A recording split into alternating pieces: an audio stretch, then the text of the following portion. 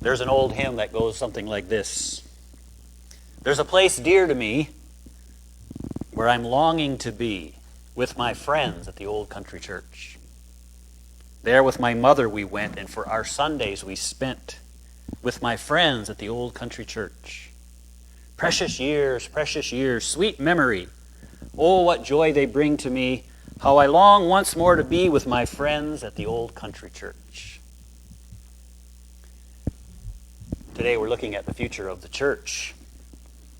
Now, if you're older today, you may not have gone to an old country church, but you probably have a long history with the church. And you might feel nostalgic about the church. Often when people feel nostalgic, it's because maybe the future doesn't look so bright, and so they look backwards. Oh, remember the good old days. And then songs like this come to mind when we remember the good old days. The world as it used to be. Well, the world as it used to be today, folks, as we saw last week, is dying. It's going away. And so we wonder about the future of the church. Well, here's the question. The church of the future has no future if younger generations don't come back. Can we embrace that? That's the question. Will younger generations come back? The pattern of previous generations was always yes. Maybe in their 20s, they sowed some wild oats, whatever, but once they had a family and they had kids, they came back to church. That was the pattern until about the 1960s, and then that pattern began to fade. That's the world as it used to be. When you got married, you had kids, you went to church. That's the world as it used to be. This was the pattern, and the church has counted on that pattern to continue. Without that pattern, we're in trouble. The church has no future unless younger generations fill the void.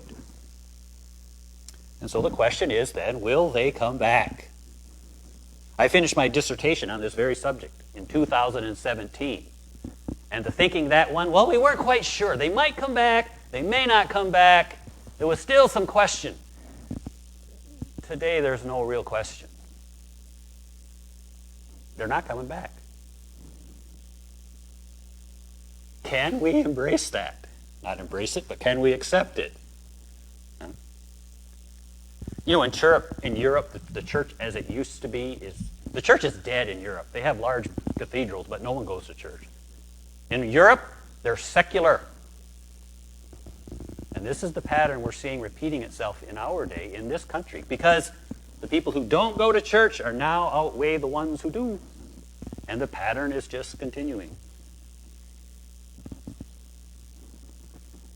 Now, some churches see a few young families coming back, and it gives them hope that maybe this pattern had been broken, and it gives them just enough hope,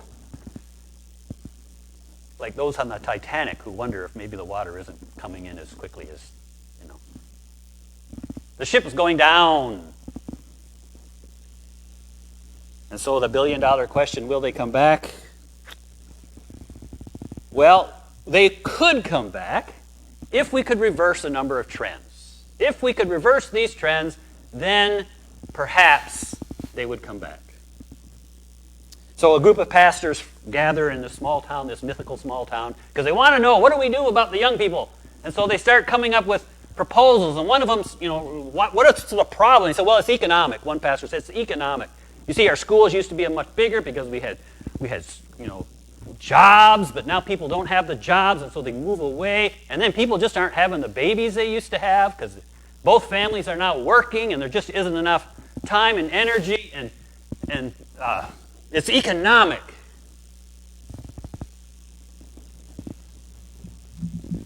They need jobs, and there just aren't enough jobs to keep them here, and that's why they're not here. Another pastor believes it has more to do with shifting values. The younger generations who attend the church don't show up for business meetings, right? And they don't want to sell pies for the annual church fundraiser. They just don't. They seem more interested in their electronic devices and lives outside of the church. And So he feels a real disconnect between the faithful older generations and the younger people who just don't seem to value church the way older generations have. The third pastor believes what we really need is our country needs a revival. He believes traditional values are under attack, and he remembers a church when a church had more influence, and it used to be shameful not to go to church. Right? Back in the day, you got in trouble if you didn't go to church. They'd stop going to your hardware store. I mean, there were consequences, so people went to church because that's what you had to do. But that's not the way anymore. In fact, you notice a lot of even our faithful people don't come every week like they used to.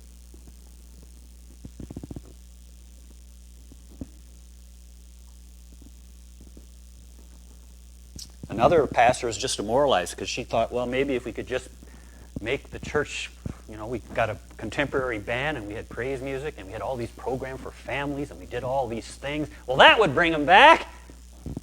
And it didn't. Final pastor believes, well, we should just focus on who we have. Don't worry about the younger generation. We just focus on what we have. And we'll just hope and just pray that the pattern will continue where younger generations will come back. We'll just hope that it fixes itself.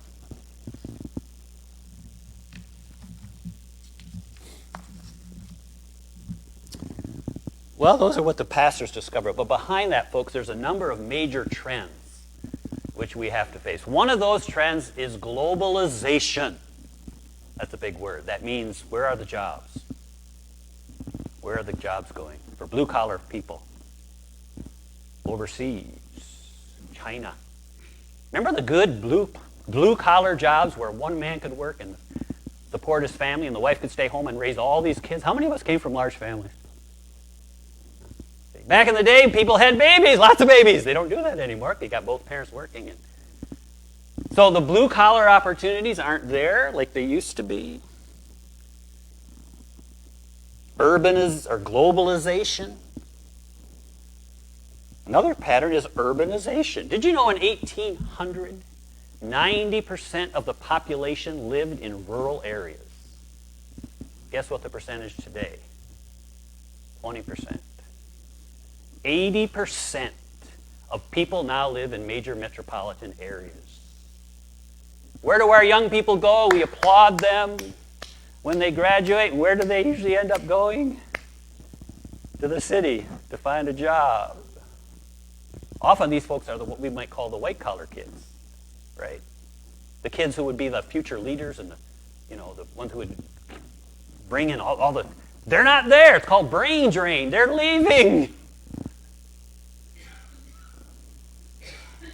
That's the product of urbanization. There's other trends. There's also the problem of amenityism. I call it amenityism. Remember on Sunday, back in years ago, what was there to do on a Sunday? Not a whole lot. Right? Yeah. Remember, I think they even had this TV program on Sundays that was in Finnish. Remember that? You had how many channels?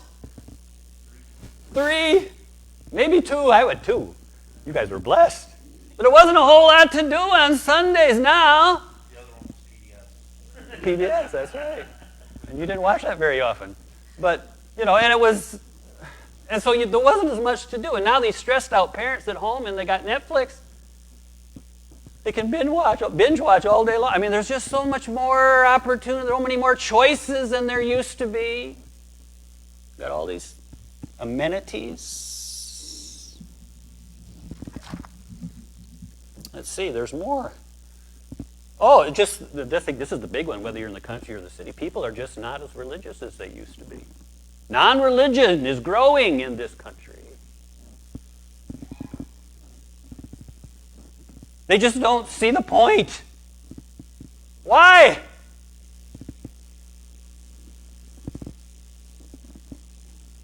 So these are some pretty big trends.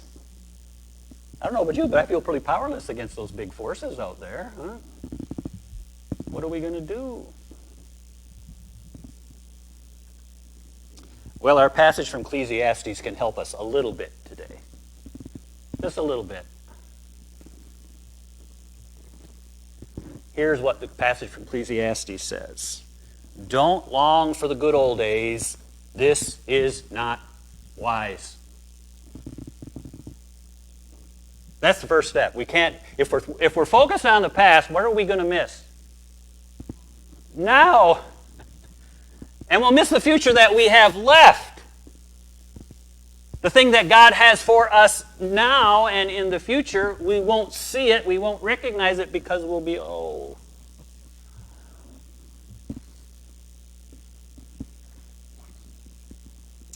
It's not wise. When I was in college, there was this girl who really liked me. We hung around all the time. And I figured out she was into me. Now I know this is a big surprise that she was into me, but she was really into me. And but I wasn't really that into her. You know why? Because I was still connected to my high school sweetheart. I was comparing her and thinking about her. So I missed the opportunities of being in this relationship with this lovely young woman because I was thinking about the past.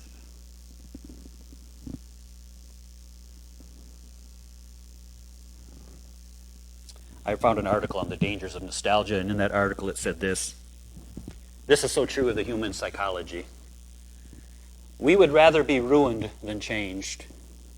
We would rather die in our own dread than climb the cross of the moment and let our illusions die.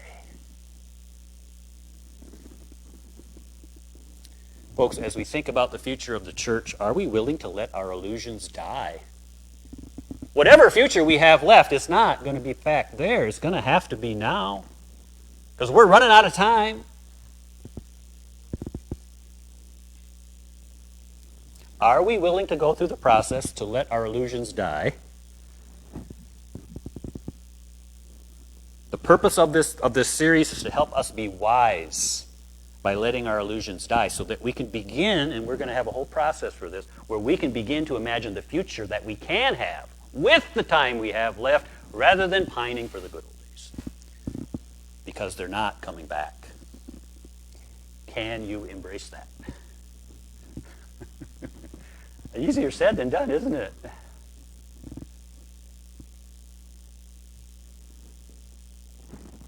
The cross of the moment. The cross of the moment. Can I get a hesitant amen?